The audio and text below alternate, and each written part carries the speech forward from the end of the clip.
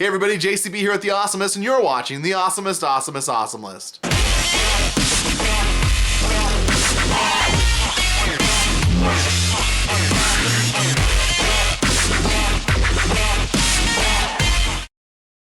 Today we're going to be counting down the top 5 video games that may never be released. All of the games on this list have at some point had some kind of demo or footage leaked for public consumption, but they've never seen a proper release. I sincerely hope that changes someday, but in the meantime, here are the top 5 video games that may never see the light of day. Number 5.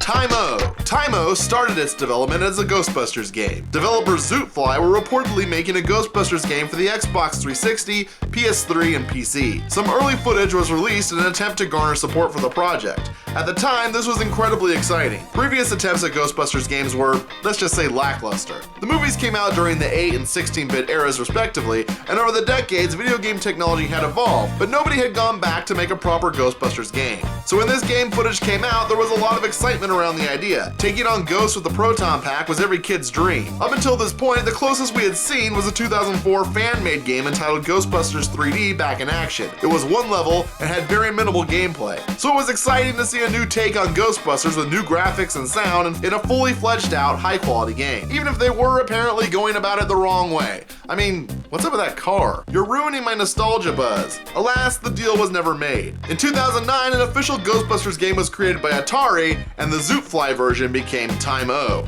Time-O is a game about the city of New York coming to life and trying to kill you. But the latest trailer released back in 2011 looks as though the game has shifted gears towards a more Mirror's Edge meets Prince of Persia with a gravity gun type of game. Oh, and Leo from Resident Evil is now the protagonist. Let's just throw in everything that's popular with third-person games right now. Though I doubt bangs covering your eyes is the best haircut for jumping across city buildings and finding strange helicopter bad guys. The developer Zootfly has since moved on to other projects, and it doesn't seem like this game will ever get a proper release. The game's page on the Zootfly website has been reduced to a description, this trailer, and some old concept art, with no hint of an actual release. While it's obvious we will never see this strange Ghostbusters game they teased us with long ago, whether or not we'll ever get to play the game it became seems less and less likely each year. Number 4.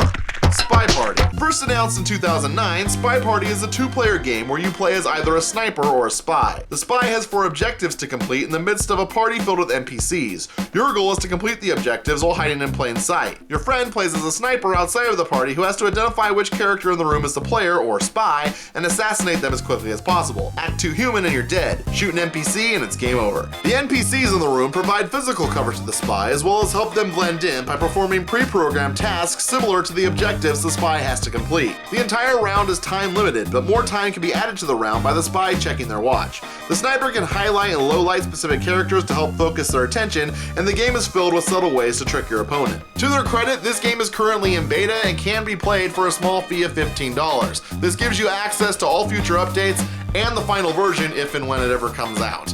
This game is really neat, and it is the only one on this entire list that has a playable version. Whether or not a final version of the game will ever be released is a true toss-up. Development is still technically ongoing, but has been painfully slow. The biggest threat to this game being released is a larger studio stealing the idea and releasing a similar game first. And I really hope that doesn't happen. This game seems genuinely interesting and unique, and I can't wait to play the finished product. Number 3.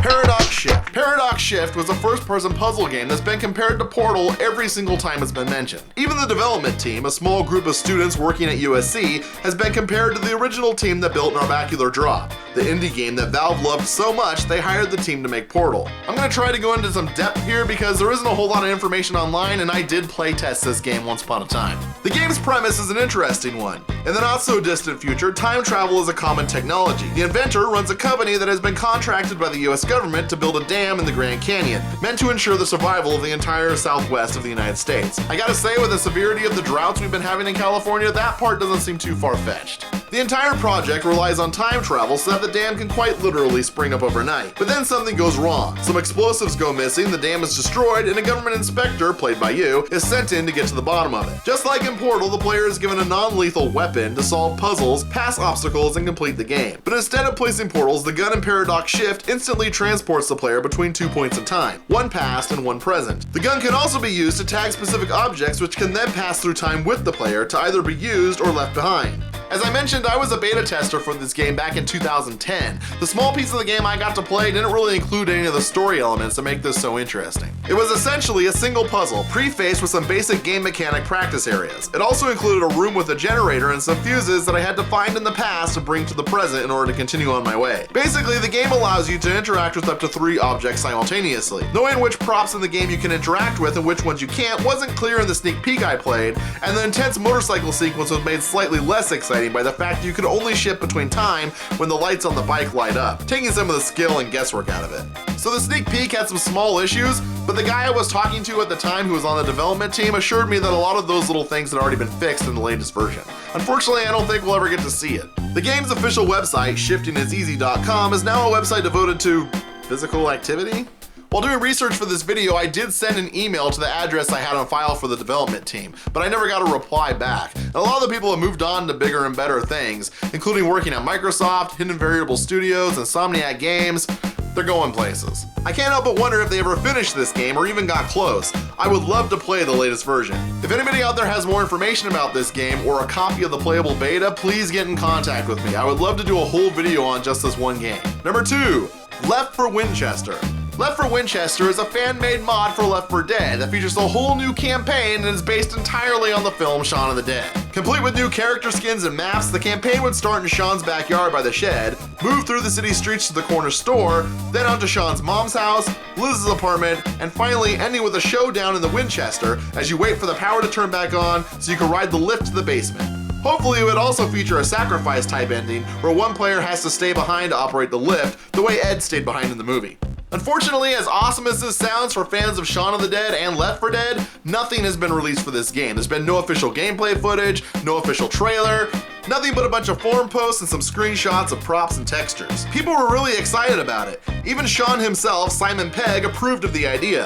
But the odds of this game ever being released are very small. The project started in 2009, and from what I can tell, it doesn't seem to be any closer to being finished. Keep in mind that this is basically a map pack with some character skins and new textures. If we're lucky, the creators would also include some dialogue taken straight from the film, but even with that, this sort of thing shouldn't take 5 years. Now, I'm not trying to rake the Left 4 Winchester team over the coals. Modding's hard, I certainly couldn't do it. But this is no Black Mesa source. They're not remaking an entire game. But according to the website leftforwinchester.net, which is still online, kind of, the last update, which was a very small one, was made on August 1st, 2013. The updates leading up to the most recent image of a single texture were about members of the team moving on to other projects, a status update about one part of one of the maps being playtested, but no actual footage of it, and a few help wanted posts about them seeking modders and artists to help with the project. Not very promising. I really want to see this mod finished, which is why I put it on this list. If you know how to modify source games, if you're good at making models or textures or any of that stuff, get in contact with the people who are making Left 4 Winchester. This would be an awesome addition to Left 4 Dead, and I really want to see it happen. Number 1, Duke Nukem 3D Reloaded. What? You thought the world was done waiting for a new Duke Nukem game? You thought the release of Duke Nukem Forever ended the long-awaited, overhyped, and god-awful letdown that was the Duke Nukem franchise? Well, you were wrong. This is Duke Nukem 3D Reloaded. Duke Reloaded is a fan-made remake of the classic PC game Duke Nukem 3D. Back in 2010, when Duke Nukem Forever had already been in development for years with no release date in sight, a group of Duke Nukem fans decided to remake the famous Duke 3D with modern technology. After posting some screenshots and the creation of a test map, the team began seeking the legal right to create such a game and reached out to Gearbox, who had just purchased the rights to Duke Nukem Forever and were hoping to finish that mess of a game. Gearbox told the team that they had to get permission from 3D Realms, the now defunct developers of the original game. As the story goes, 3D Realms loved the idea of a Duke 3D remake, but directed the team to take 2 games to get proper permission to make it. Instead, the team went back to Gearbox, hoping their relationship with Take-Two could get things going. That's when Gearbox issued the team a personal, non-commercial license to the Duke Nukem intellectual property.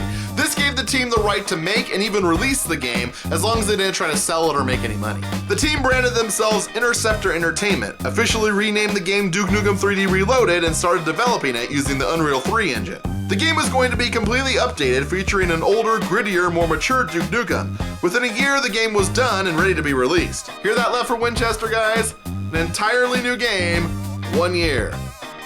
Hire somebody. Interceptor had recreated and expanded on all of the original levels with new graphics and new sound effects. They even got the original voice of Duke Nukem to reprise his role.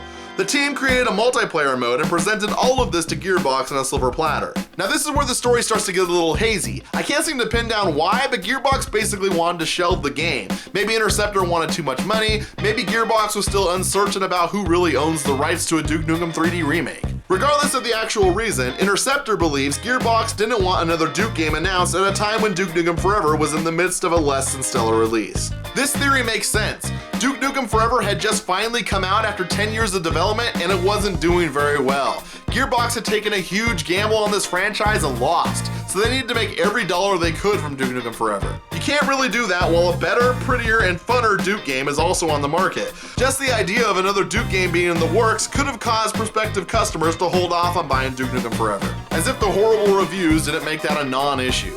As of this recording, Interceptor and Gearbox are still battling in court over who owns the rights to Duke Nukem. In my non-professional, non-lawyer opinion, it sounds like Gearbox owns the rights to all new Duke Nukem games, and 3D Realms, which is now owned by Interceptor, owns the rights to all the old Duke games. So a remake of an old game is kind of a gray area. Interceptor has been releasing Steam ports of all of the original Duke Nukem games, but unless they win in court or straight up buy the Duke Nukem IP from Gearbox, we will probably never see Duke Nukem 3D Reloaded. Maybe Interceptor should get a price from Gearbox and then use Kickstarter to get the money to buy it. I mean, Duke 3D was a classic, and I'm sure there are enough people out there willing to pay 15 bucks for a remake. Plus, after Duke Nukem Forever, the value of the Duke Nukem brand can't be that high. So that's my list of the top 5 video games we may never see. I do want to say one last time that I hope all of these games get a proper release. That would be absolutely fantastic. I just don't really see it happening. If you have more information about these games, make sure you let me know, because I'm totally interested in all this stuff. And if there's any games you're expecting me to talk about on this list but I didn't, also leave that down below, because I might make a part 2. Be sure you like, comment, and subscribe as I release videos pretty much every week. And until next time, keep being awesome.